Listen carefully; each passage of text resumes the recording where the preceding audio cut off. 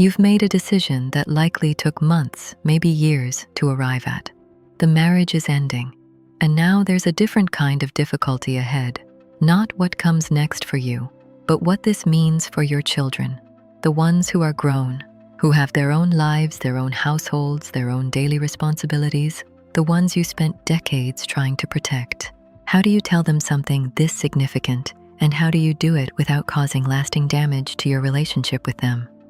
That dread most parents feel before this conversation is not irrational. It reflects an accurate understanding of what's at stake. Research and clinical work with adult children of gray divorce consistently confirm that this news lands harder than most parents anticipate, and in ways that are easy to misread. Adulthood does not erase emotional vulnerability. It tends to make people better at concealing it.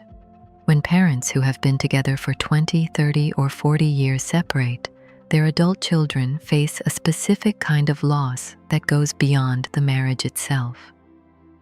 Studies on gray divorce among couples over 50, show that adult children commonly experience shock, a sense of betrayal, and a grief that many feel embarrassed to admit to.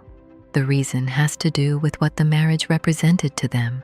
It was the backdrop of their entire childhood, not necessarily perfect, but stable. When that stability ends, it doesn't just alter the future, it reframes the past. Adult children of gray divorce often begin questioning their own memories.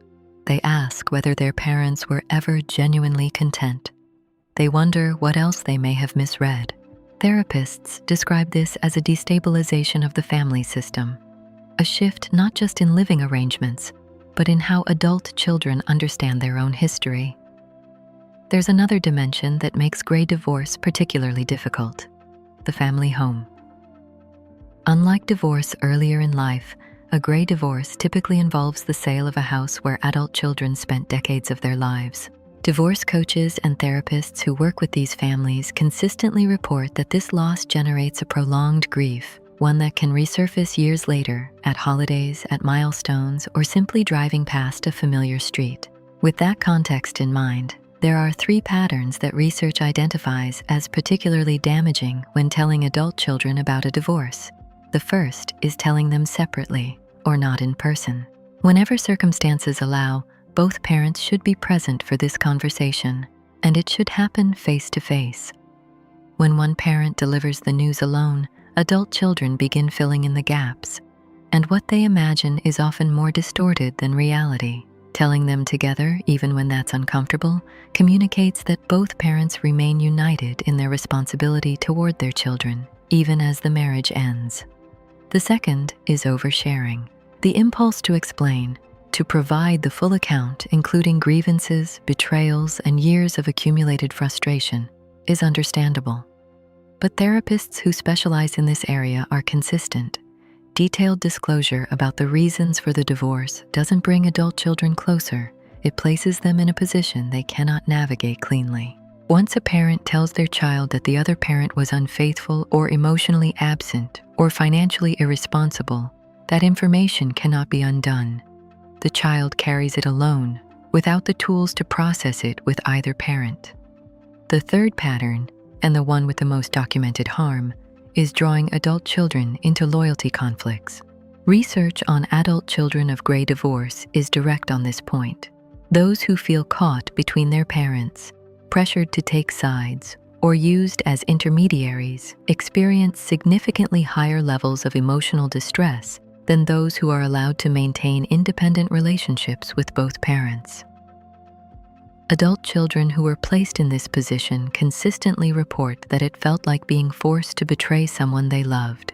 The damage from loyalty conflicts can persist long after the divorce itself is resolved. If you find this content useful, taking a moment to like and subscribe helps this channel reach others going through the same experience. The conversation itself should accomplish 2 things clearly.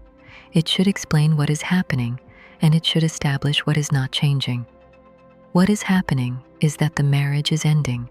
A brief, calm explanation, one that acknowledges difficulty without assigning blame and without detailed justification, is enough. Therapists working in this area often describe this as a divorce narrative. a clear account of the decision that conveys mutual unhappiness without implicating either parent as the cause. What is not changing is the parental relationship. Adult children need to hear explicitly that both parents remain present, that their relationship with each parent is their own to maintain, and that they will not be required to mediate or manage the separation. This boundary matters. It separates the divorce from the family, and it places the responsibility for the transition where it belongs, with the adults making the decision. After the conversation, adult children often take on an emotional weight that their parents don't fully anticipate. Research and direct accounts from grown children of gray divorce describe a gradual shift into a caretaker role. Fielding calls from a parent who is struggling, navigating separate holiday visits, managing the tension between siblings who have taken different sides. Therapists who work with these families identify this dynamic as one of the more persistent consequences of late-life divorce. The inversion of the parent-child relationship, in which adult children feel responsible for their parents' emotional stability. That weight is real, and it tends to accumulate quietly. The most effective way parents can protect their adult children from it is by maintaining their own support structures, through therapy, peer support, or other trusted relationships, rather than directing that need toward their children. Adult children are not equipped to serve as a parent's primary emotional resource during the divorce process, and the research on this is consistent. When they are placed in that role, the relationship with that parent is frequently damaged. The families that navigate gray divorce most intact tend to share a common quality. The parents remained recognizable as parents throughout the process. They delivered the news with honesty and without blame. They allowed their children to react without requiring a specific response. They maintained boundaries around adult matters, and they preserved, as much as possible, the conditions under which their children could continue to trust and relate to both of them.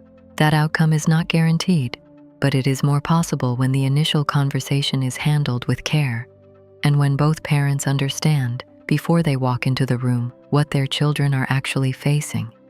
If you're in the middle of this, whether you're the parent preparing for this conversation or the adult child trying to process it, leave a comment below. Share where you are in this.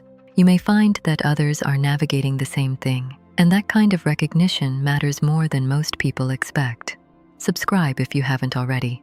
The next video examines what happens after this conversation ends, how the relationship between parents and adult children actually shifts in the months that follow a gray divorce, what the research says about who drifts apart and why, and what makes reconnection possible.